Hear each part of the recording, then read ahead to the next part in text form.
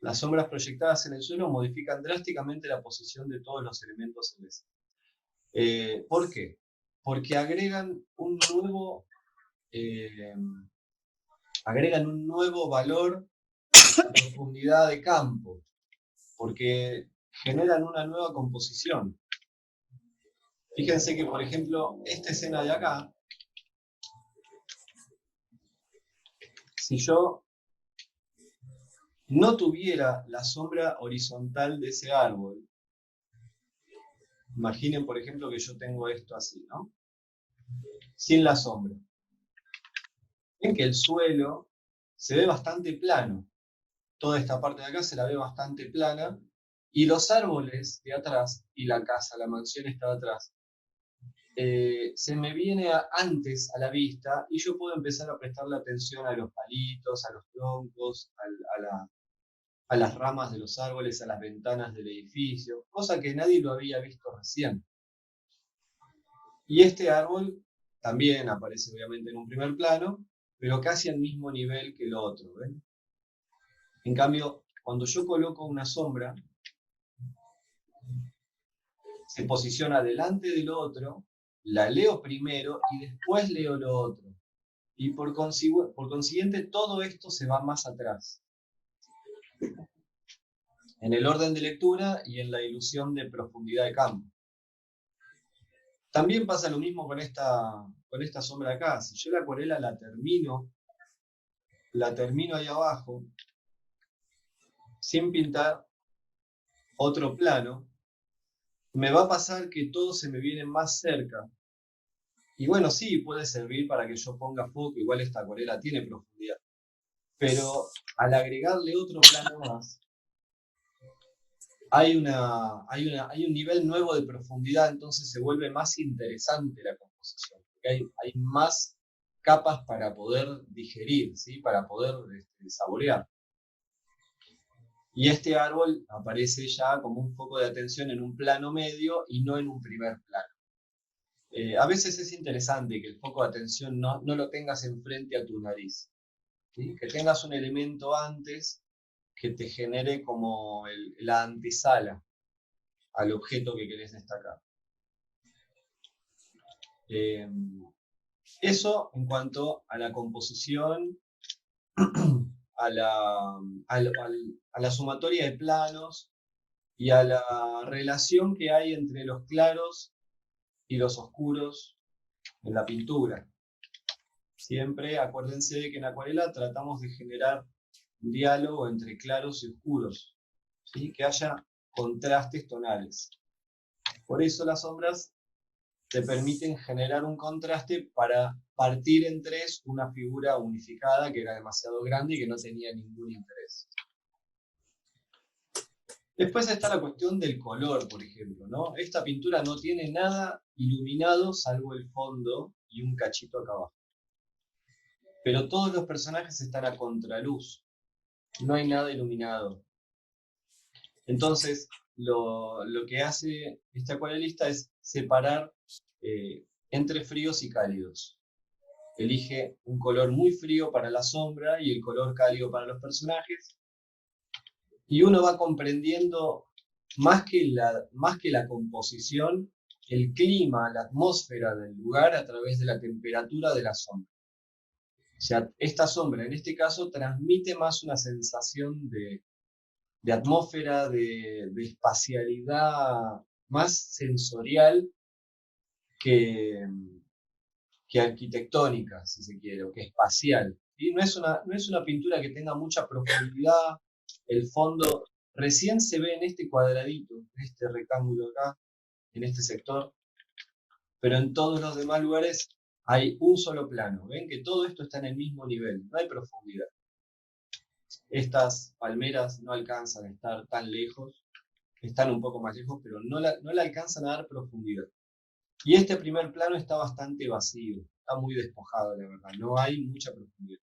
Entonces se ocupa de la paleta de colores para connotar contrastes, ya que no hay contrastes espaciales, ni de perspectiva, ni tonales, trabaja con la temperatura. Por lo tanto, cuando pinta la sombra, elija un color azul, azul, que seguramente tenga que ver con la forma en la que se ve la sombra en esos lugares. Vieron que las sombras, según cada momento del día y cada zona geográfica del planeta, se ven diferentes.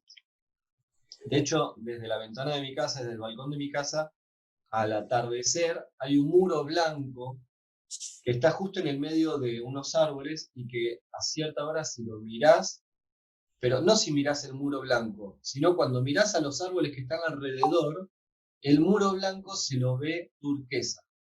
Turquesa, pero turquesa, celeste. Más que turquesa, celeste. Y el sol está medio naranja, o sea, no tiene nada que ver. Pero nuestra mirada complementa con lo que hay alrededor. Siempre. Nuestros ojos complementan agregándole un valor cromático a los elementos según lo que los rodea. Esa es una de las principales lecciones acerca del color. Los colores no son absolutos, son relativos. Por eso... ¿Quién es el autor, Juan? Este autor se llama... Es medio difícil el nombre, yo te digo. Lobson... pará. Se llama... Es en inglés. Se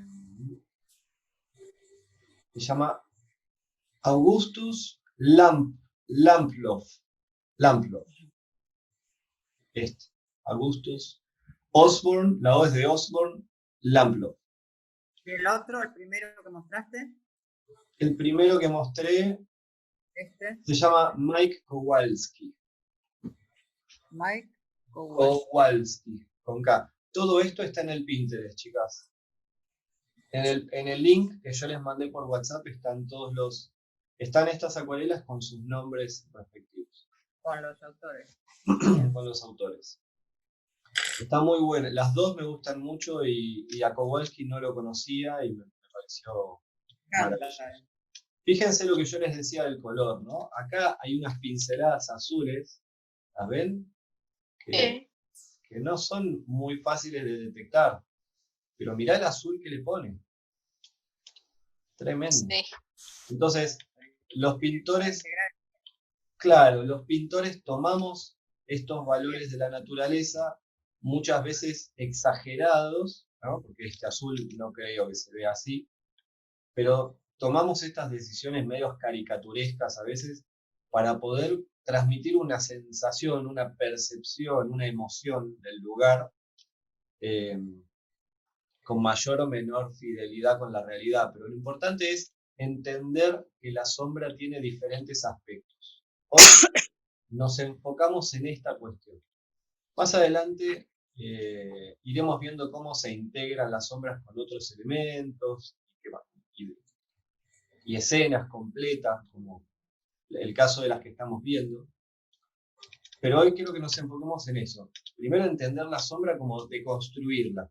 Fíjense acá, ¿no? Esta es una foto de una proyección de una hoja que no está en el cuadro. Entonces, primero y principal, entender eso. La sombra también nos puede permitir contar la presencia de un objeto sin que esté en la obra. Eso es uno de los principales, una de las principales herramientas del cine, por ejemplo. Sacar de cuadro un elemento, sacar de cuadro un personaje, contar lo que no se ve, lo que está afuera, ¿no? La sombra en la pared del asesino que viene, ¿viste? Como genera misterio, suspenso, intriga, y todo eso nos causa mucha curiosidad.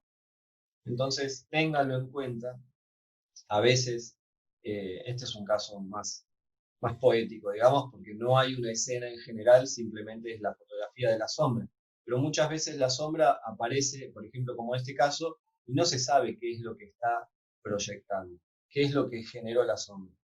Pero provoca cierta curiosidad, saber si es un árbol, si es parecido a este o es otro, si es una casa. Y en este caso, otra cosa interesante a tener en cuenta son los bordes, ¿no? Pinceladas, imagínense que es una pintura, pinceladas nítidas, o bastante nítidas, y pinceladas difusas. ¿Y qué tienen en común estas pinceladas? Que están todas mezcladas entre sí y que no se notan cortes, es una única unidad, una única entidad. Entonces tengan en cuenta que la sombra no puede estar interrumpida. Acá hay otro ejemplo. Son 3 líneas, son 3 pinceladas, pero en algún punto se unen, por allá, por acá. Es una única entidad. Incluso cada una de estas líneas están integradas en agua, ¿sí? No se ve que haya muchas pinceladas y que se haya cortado la humedad del papel. No, es una sola. Y otra cosa interesante a tener en cuenta acá es el tono de la sombra. Ven que es una sombra muy delicada, muy finita, muy suave, porque no queremos competir con el tono de este árbol, ni con el cerco, ni con el pasto. Queremos que el pasto se siga viendo. Entonces, la sombra tiene que ser del tono necesario para poder integrarse con la escena y al mismo tiempo darle carácter. Y si es suelo, sí. Todo lo anterior tiene que estar muy seco para pasarle esa y que se vea, ¿no? Sí. Absolutamente.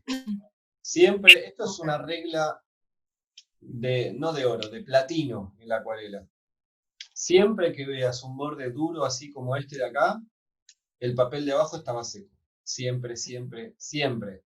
El día que no pase eso, hay algo en el universo que está dado vuelta y nos tenemos que preocupar un montón. Sí, bordes duros, papel seco. Y allá atrás, fíjense que hay pinceladas de sombras difusas. Acá sí estaba mojado el papel. Bien, entonces, lo que decía es que el suelo acá abajo es un papel muy finito, muy claro, esa es una pincelada muy clara, que tiene muy poquito color.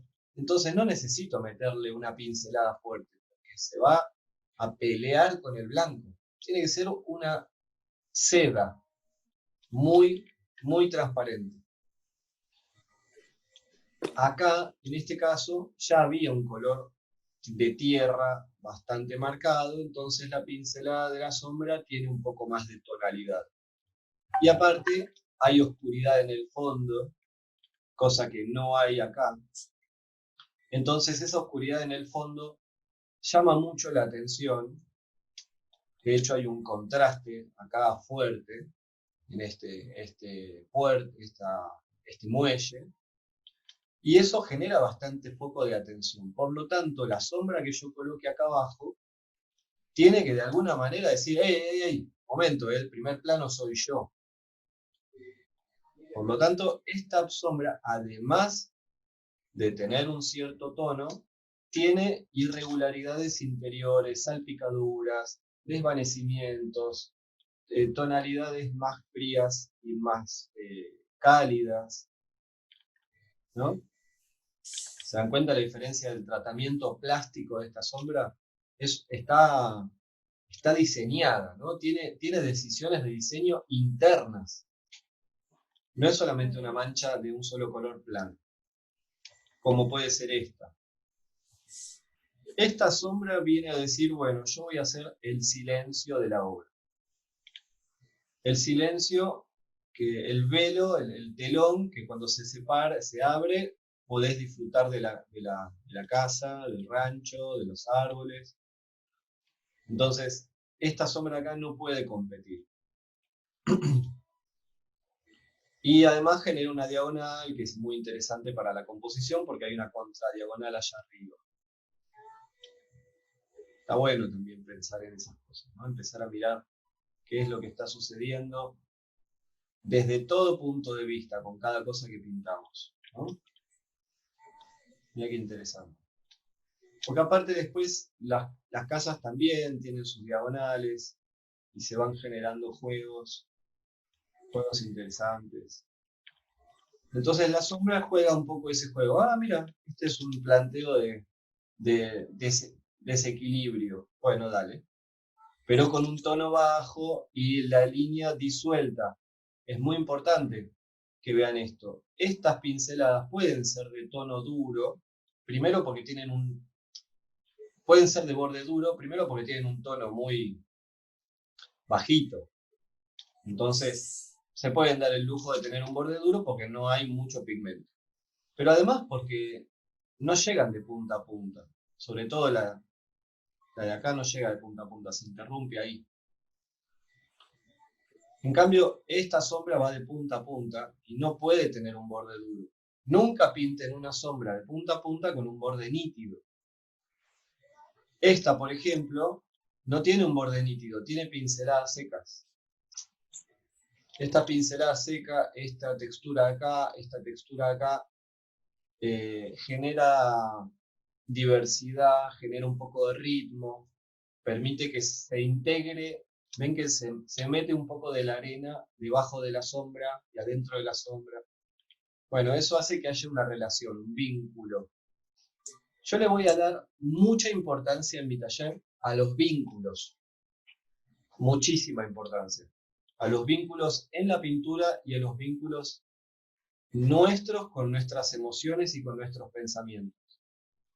Es mucho más importante vincularnos que dominar al otro o dominar el arte, o dominar el oficio. Mucho más importante vincularnos, entender qué está pasando con esto, a ver qué hay alrededor mío, conocer lo que hay alrededor mío, vincularme, relacionar. Entonces, estas manchas, estas formas, se tienen que relacionar entre sí, se tienen que vincular. La sombra se tiene que vincular con la base, el casco del bote. No puede haber un corte duro, una línea cortada dura, porque simplemente le quita plasticidad, le quita integración, ¿sí? No, esto no puede estar así marcado, porque es como que yo hubiera recortado con una tijera el barquito y lo hubiera pegado ahí. No, esto está mezclado como si fuera la masa de la pizza, como uno no sabe dónde, las porciones no se cortaron todavía, ¿no? Tiene que ser una única cosa. Bueno, yo les voy contando aspectos a medida que dijiste. ¿Qué lindo lo de los vínculos y relacionarlos de esa manera. Sí, yo les juro que todo lo que les digo lo digo desde un lugar de sustancia, no de teoría porque sí, ¿no? Realmente es la manera en la que creo que uno puede comprender interiormente lo que está pintando y no repetir fórmulas. Van a encontrar un montón de videos en internet sobre cómo hacer sombras y hay muchas de las cosas que yo enseño que las tomo de ahí. Pero hay muchas otras que tienen que ver con sentir, con percibir. Yo, por ejemplo, me quedo mucho con esto, con el encuentro de la sombra con la otra orilla del río. El camino es como un río. Y la sombra es la sombra de este árbol que está a la derecha, a la izquierda. ¿Cómo me doy cuenta? Porque a la derecha le pega el sol y a la izquierda está en sombra. Entonces, el sol, si le pega a la derecha, viene desde la izquierda.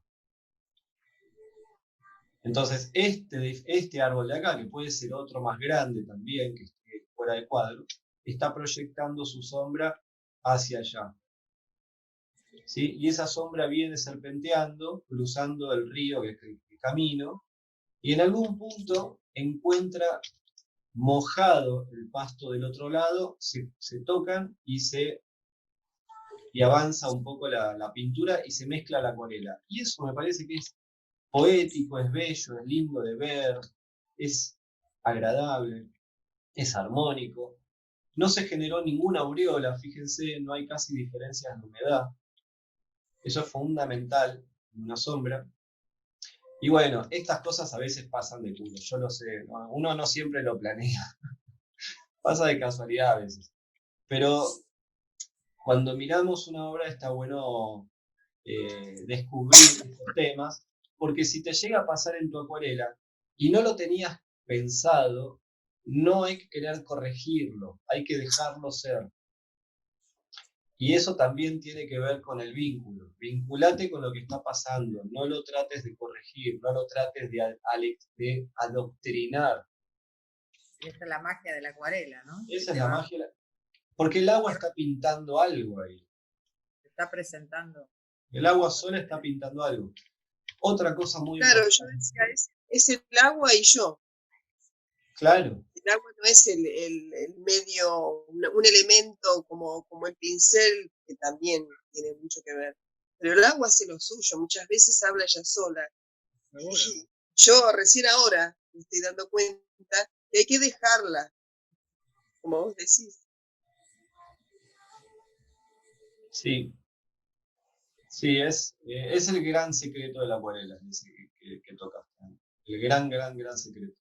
Porque Además, no, perdón, sí. ¿Cómo? No te interrumpo. Decime. Que le agrega belleza artística, esa fusión de los colores. Totalmente. Y yo creo que es una gran virtud nuestra poder detectar esos pequeños milagros dentro de una acuarela. Es nuestra misión como acuarelista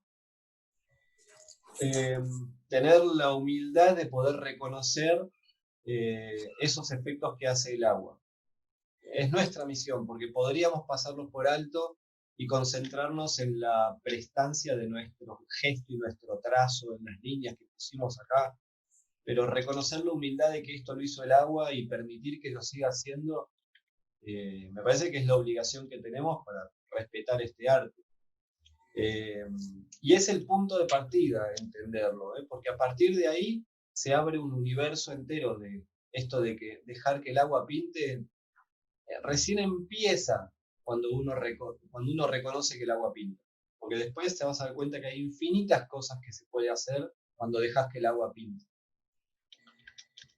Bueno, otra cosa importante, yendo un poco más, volviendo a tierra con el tema de la técnica, es rescatar y cuidar las zonas claras, necesarias, que querramos iluminar de la capa de abajo. O sea, dejar que la acuarela respire, dejar que la luz respire, que haya islas. No siempre hay que hacerlo. Acá no lo hicieron, acá no lo hicieron. Pero acá era necesario porque era bastante chocante el contraste de la sombra con el piso. ¿Sí? Era muy fuerte el tono y muy duro el borde. Entonces, en este caso, viene muy bien que esta mancha, esta sombra, tenga islas de luz, que tenga contrastes internos, digo, ¿no? Que tenga contrastes internos porque no solamente el contraste, el vínculo es con el interior, sino que también hay una relación, hay un sistema de relaciones internos dentro de cada entidad, dentro de cada mancha, de cada forma. Así como, por ejemplo, a mí este árbol me parece que quedó demasiado cerrado y que no tiene luces internas, este tipo de gestos, de aperturas, permiten oxigenar la forma para que no sea tan pesada visualmente. Lo mismo pasa con las sombras. Bueno. Y la temperatura del color en este caso está bien elegida porque es una temperatura fría que es complementaria con el suelo, no es una sombra cálida, no pinten sombras con colores tierra, ¿sí? No pinten sombras con colores cálidos porque la sombra es la ausencia de luz solar. Si la luz solar es cálida, la ausencia de luz solar tiene que ser fría. No hace falta que pongan un azul, pero por lo menos pensar en grises, pensar en términos de grises. Piensen que acá, en esta sombra, hay tierras, pero también hay grises, hay azules o violetas mezclados, es una sombra parda, ¿sí? Sucia, no es un cálido limpio. Bueno, y esta imagen a mí me remite un poco a la mezcla de todo lo que estábamos viendo recién con respecto a los bordes. Primero miremos, está hermosa, ¿no? Está buenísima. No estoy seguro de quién es, me parece que es de... ¿Será de Soloyev?